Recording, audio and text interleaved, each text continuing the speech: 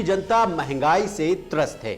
खाने पीने की चीजों के दाम आसमान छू रहे हैं। 1 तारीख को सैलरी जिस स्पीड से आती है उसी स्पीड से चली भी जाती है।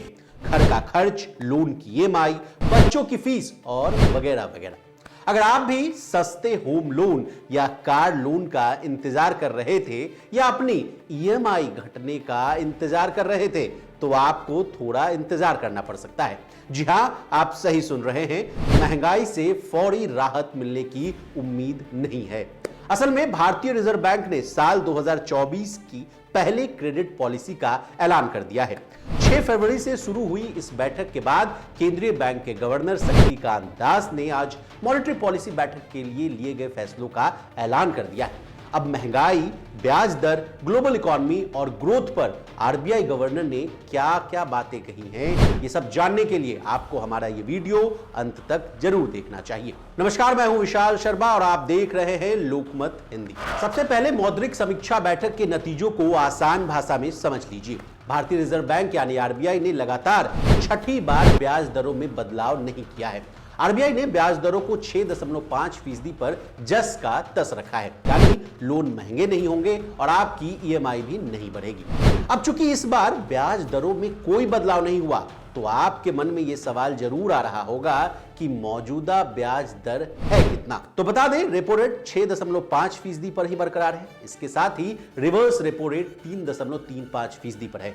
ब्याज दरों में आज बदलाव नहीं होने की वजह से एमएसएफ रेट और बैंक का रेट है 6.75% पर बरकरार है, जबकि एसडीएफ रेट 6.25% पर बरकरार है। इस कहानी में हमने आपको कहा था कि सस्ते होम लोन या कार लोन का इंतजार कर रहे हैं या अपनी ईएमआई घटने का इंतजार कर रहे हैं तो आपको थोड़ा इंतजार करना पड़ेगा। अब हमने ऐसा क्यों कहा, इसके पीछे की लॉजिक को समझ लीजिए।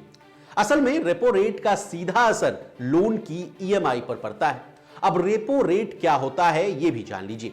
जिस तरह आप अपनी जरूरतों के लिए बैंकों से लोन लेते हैं, ठीक उसी तरह बैंक अपनी जरूरतों के लिए रिजर्व बैंक से लोन लेते हैं। भारतीय रिजर्व बैंक जिस ब्याज दर पर बैंकों को लोन देता है उसे रेपो रेट कहा जाता है।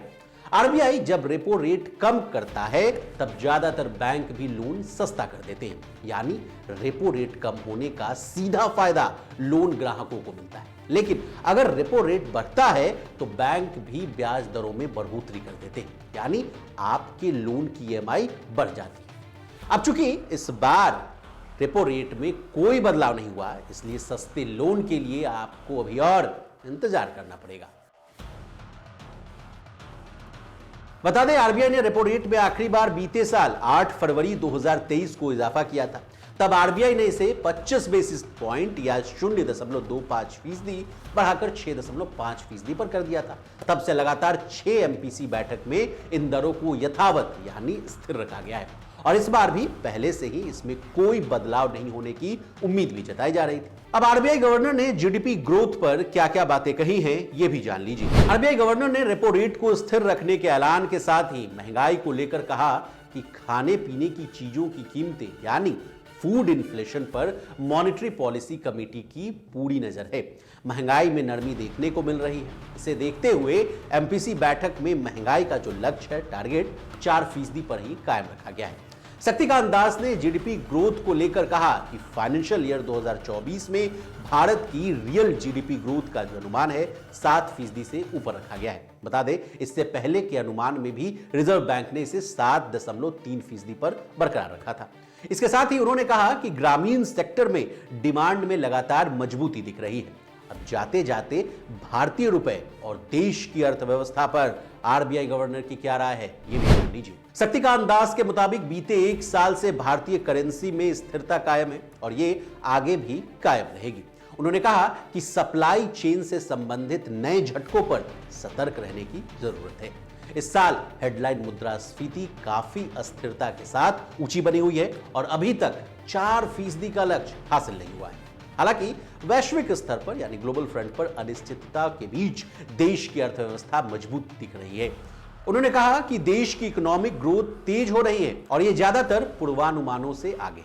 अब आपको तो पता ही है कि एमपीसी की मीटिंग पर शेयर बाजार पैनी नजर रखता है। ब्याज दरों में कोई बदलाव नहीं होने से कारण शेयर बाजार में गिरावट देखने को मिल रही है। सेंसेक्स 700 अंकों से ज्यादा की गिरावट के साथ 71,400 के स्तर पर कारोबार कर रहा है।